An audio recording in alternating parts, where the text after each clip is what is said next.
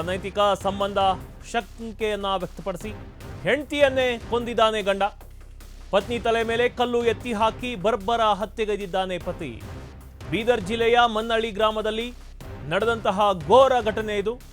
ಮನ್ನಳ್ಳಿ ಗ್ರಾಮದ ನಿವಾಸಿ ಅಶ್ವಿನಿ 28 ವಯಸ್ಸಿನವರು, ಮೃತ ಮಹಿಳೆ. ಕಿಶನ್ ಎನ್ನುವ ವ್ಯಕ್ತಿ ಕೊಲೆಗೈದ ಆರೋಪಿ ಪತಿ. ಮಹಾರಾಷ್ಟ್ರದ ಡಾಬಾದಲ್ಲಿ ಕೆಲಸವನ್ನ ಮಾಡ್ತಿದ್ದ ಕಿಶನ್ 3 ಮಕ್ಕಳ ಜೊತೆ ಊರಲ್ಲೇ ವಾಸವಾಗಿದ್ದ ಅಶ್ವಿನಿ ಅನ್ನೋದು. ಅನೈತಿಕ ಸಂಬಂಧ ಹಿನ್ನೆಲೆ ಪತಿ ಮತ್ತು ಪತ್ನಿ ಜಗಳವನ್ನ ಆಡಿದ್ದಾರೆ. ಇದು ಈಗ ಕೊಲೆಯಲ್ಲಿ ಅಂತ್ಯವಾಗಿದೆ.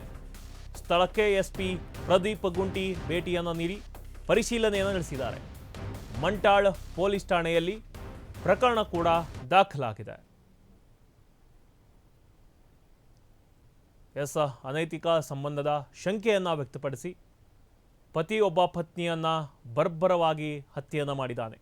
ಪತ್ನಿಯ ತಲೆ ಮೇಲೆ ಕಲ್ಲನ್ನ ಎತ್ತಿ ಹಾಕಿ ಹತ್ಯೆಯನ್ನು ಮಾಡಿದ್ದಾನೆ. ಬೀದರ್ ಜಿಲ್ಲೆಯ ಮನ್ನಳ್ಳಿ ಗ್ರಾಮದಲ್ಲಿ ನಡೆದಂತಹ ಘೋರ ಘಟನೆ ಇದು. ಇನ್ನು ಮನ್ನಳ್ಳಿ ಗ್ರಾಮದ ನಿವಾಸಿ ಅಶ್ವಿನಿ ಅವರು ಮೃತ ಮಹಿಳೆ. ಕಿಶನ್ ಎಂಬುವನು ಕೊಲೆಗೈದ ಆರೋಪಿ ಪತಿ. ಕಿಶನ್ ಏನಿರ್ತಾನೆ ಮಹಾರಾಷ್ಟ್ರದ ಡಾಬಾದಲ್ಲಿ ಕೆಲಸವನ್ನ ಮಾಡ್ತಿರ್ತಾನೆ. ಬಟ್ ಅಶ್ವಿನಿ 3 ಮಕ್ಕಳ ಜೊತೆ ಊರಲ್ಲೇ ವಾಸವಾಗಿರ್ತಾರೆ.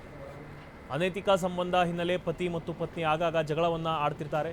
ಅದು ಈಗ ಕೊಲೆಯಲ್ಲಿ ಅಂತ್ಯವಾಗಿದೆ. ಇನ್ನು ಸ್ಥಳಕ್ಕೆ ಎಸ್ಪಿ ಪ್ರದೀಪ್ ಗುಂಟಿ ಭೇಟಿಯನ್ನು ನೀಡಿದ್ದಾರೆ.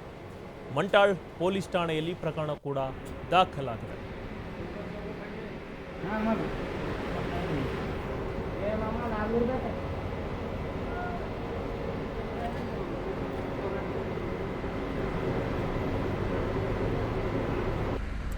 ಮನ್ಸಿಲ್ ಬಿ ರಾವ್ ಸ್ಟ್ಯಾಂಡ್ ತಗೋ ಹೊರಗೆ ಅಲ್ಲಿ ಕೂಡ ಸ್ಟ್ಯಾಂಡ್ ಮೇಲೆ ಅದಿ